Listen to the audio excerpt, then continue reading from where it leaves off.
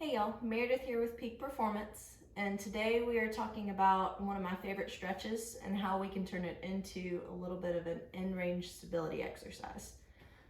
So we're going to be taking the child's pose and kind of tweaking it a little bit. So what you need, I like to use like a rig or any really stable surface that's small enough that you can grip it. So I'm using my end table at home because use what you got. So anyways, what you're gonna do here is you're gonna kind of get into like that child's pose position. We're just gonna do one shoulder at a time for this though. And you're gonna get down, grab onto your rig or whatever you have available. And I'm gonna show you on this arm first. And you're gonna kind of walk your hand up until you feel a gentle stretch in that shoulder.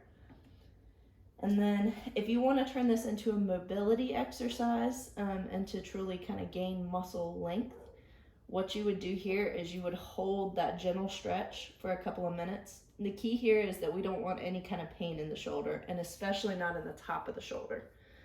Any kind of pinching pain is definitely a contraindication.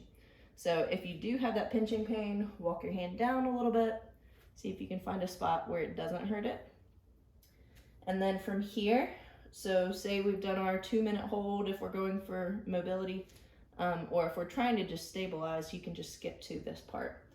So what you're gonna do here is you're gonna get a good hold on that rig or whatever you're holding on to, and you're gonna gently push down as hard as you possibly can, like you're trying to drive it further into the ground.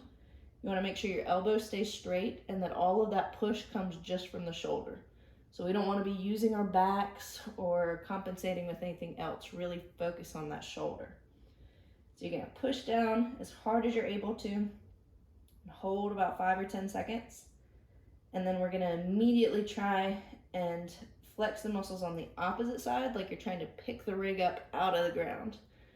This direction is much harder because these muscles are shortened as much as they possibly can be. So they aren't able to generate a lot of force. But they need to be able to. So this is a way to kind of train that end range. So I would do the same thing, holding 5 or 10 seconds here, and then switch again, push down again, 5 or 10 seconds as hard as you can, pull up again, 5 or 10 seconds as hard as you can. And the idea is that we're basically taking that shoulder to its maximal flexion and teaching it to generate force in both directions so that when you get to that snatch overhead or strict press, your body knows how to function there and it knows how to stabilize that shoulder.